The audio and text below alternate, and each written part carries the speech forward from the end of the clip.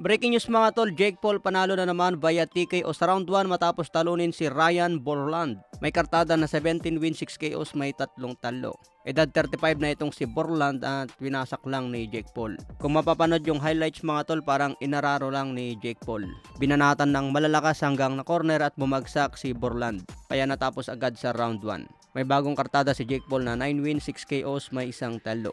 Matapos ang laban, hinamon agad ni Jake Paul si Canelo Alvarez. Si Canelo raw ang gusto niyang isunod na wasakin ang muka. Edad 27 na nga po ngayon si Jake Paul at nagkaroon lang siya ng 1 talo laban kay Tommy Fury. Sa iba pang balita, bakbakan ni Arthur versus Marcin Cianos. Kakaiba ang nangyari mga tol dahil isang MMA fighter ang lumaban sa boxing. Isang MMA fighter itong si Marcin Cianos. Ito ang unang laban niya sa professional boxing. Nakalaban niya itong si Arthur na may kartadang 9 wins, 4 KOs, walang talo. Pagdating nga po sa second round ng laban mga tol, maganda naman ang palitan ng suntok. Nakakalamang pa nga itong si Marcin Cianos sa suntukan.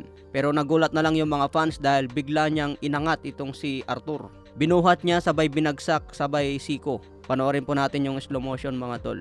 Binuhat niya, binagsak, sabay siniko sa muka. Kaya ang nangyari mga tol, disqualified itong si Marcin Cianos. Baka nakalimutan niya na isang boxing pala ang laban at hindi MMA. Pero imposible naman mga tol na nakalimot itong si Marcin Cianos. Siguro sinadya na buhatin itong kalaban sabay siko sa muka. Di ko alam kung makapagpatuloy pa ito sa pagboboxing dahil ito pa naman ang pro debut niya bilang professional fighter. Okay mga tol, sa ibang banda naman, Terence Bud Crawford sinabi na po na lalabanan niya kung sino ang panalo kay Kit Thurman versus Tim Tszyu.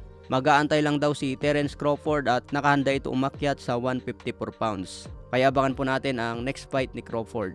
Sa ibang banda naman, Ryan Garcia, binanatan nga po si Jake Paul matapos manalo via TKO. Sabi ni Ryan, "I'm going to end this Jake Paul boxing thing." So gusto ni Ryan mga tol na labanan daw niya itong si Jake Paul para matapos ng karir. Sinisira daw ni Jake Paul ang boxing na minamahal ni Ryan Garcia. Papalapit ng laban ni Ryan kontra Devin Haney. Kailangan talaga mag-hype itong si Ryan para mas mabenta ang kanilang laban. Si Jake Paul ang laman ng balita ngayon kaya nakisakay itong si Ryan Garcia para mapag-usapan ulit si Ryan. So magaling ang marketing strategy ni Ryan. Kailangan mo mag-ingay para mabentang laban.